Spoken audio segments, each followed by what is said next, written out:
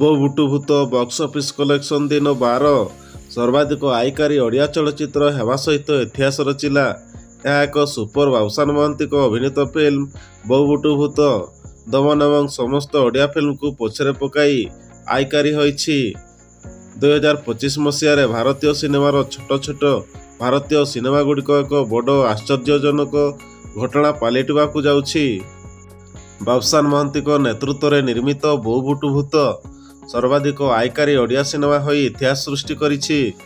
ତାହା ମଧ୍ୟ 2 ସପ୍ତାହରୁ କମ୍ ସମୟ ମଧ୍ୟରେ 12ତମ ଦିନର ବକ୍ସ ଅଫିସ୍ ରିପୋର୍ଟ। ଜଗଦୀଶ ମିଶ୍ରଙ୍କ ନିର୍ଦ୍ଦେଶିତ ଏହି ଚଳଚ୍ଚିତ୍ରଟି ଗୁରୁବାର ଜୁନ୍ 12, 2025ରେ ମୁକ୍ତିଲାଭ କରିଥିଲା। ଏହା ଏକ ଭଲ ଆରମ୍ଭ କରିଥିଲା, କିନ୍ତୁ ପ୍ରବଳ ପ୍ରଚାର ପରେ ପରବର୍ତ୍ତୀ ଦିନଗୁଡ଼ିକରେ ଏହା ସଂଗ୍ରହ 2 ଗୁଣରୁ ଅଧିକ ବୃଦ୍ଧି କରିଥିଲା। ସାକ୍ନିଲଙ୍କ ଅନୁସାରେ ବୋ ବୁଟୁ ଭୂତ 12ତମ ଦିନରେ 55 ଲକ୍ଷ ଟଙ୍କା ରୋଜଗାର କରିଥିଲା। ଦ୍ୱିତୀୟ ସୋମବାର ମଧ୍ୟ ଏହି ଭୟଙ୍କର ଚଳଚ୍ଚିତ୍ରଟି ପ୍ରଥମ ଦିନ ଅପେକ୍ଷା 37% ଅଧିକ ସଂଗ୍ରହ କରିଥିଲା। 12 ଦିନ ପରେ ଭାରତରେ ବୋ ବୁଟୁ ଭୂତ ନେଟ୍ କଲେକ୍ସନ 8.88 କୋଟିରେ ପହଞ୍ଚିଛି।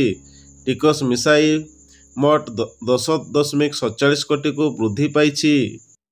ବାବୁସାନ ମହାନ୍ତି ଅଭିନୀତ ଏହି ଫିଲ୍ମଟି ପ୍ରାୟ 2ରୁ 3 କୋଟି ବଜେଟ୍ରେ ନିର୍ମିତ।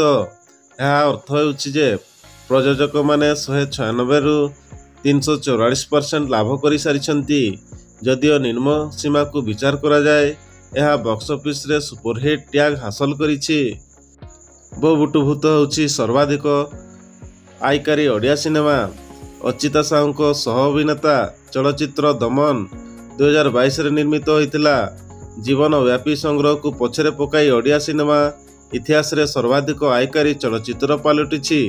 ଏହା ମାତ୍ର 12 ଦିନ ମଧ୍ୟରେ ଏହି ମାଇଲଖୁଣ୍ଟ ହାସଲ କରିଛି ଏବଂ ତାହା ମଧ୍ୟ ପୂର୍ବରୁ 39% ଅଧିକ ସଂଗ୍ରହ ସହିତ। ଭାରତରେ ସର୍ବାଧିକ ଆୟକାରୀ ଓଡ଼ିଆ ଚଳଚ୍ଚିତ୍ରଗୁଡ଼ିକ ଉପରେ ଚାଲନ୍ତୁ ନଜର ପକାଇବା। ପ୍ରଥମରେ ବୋ ବୁଟୁ ଭୂତ 10.47 କୋଟି ଟଙ୍କା ରୋଜଗାର କରିଥିଲା। ଦ୍ୱିତୀୟରେ ଦମନ 7.50 କୋଟି ଟଙ୍କା। ତୃତୀୟରେ କର୍ମ 6.50 କୋଟି। ଚତୁର୍ଥରେ ପାୱାର 3.50 କୋଟି।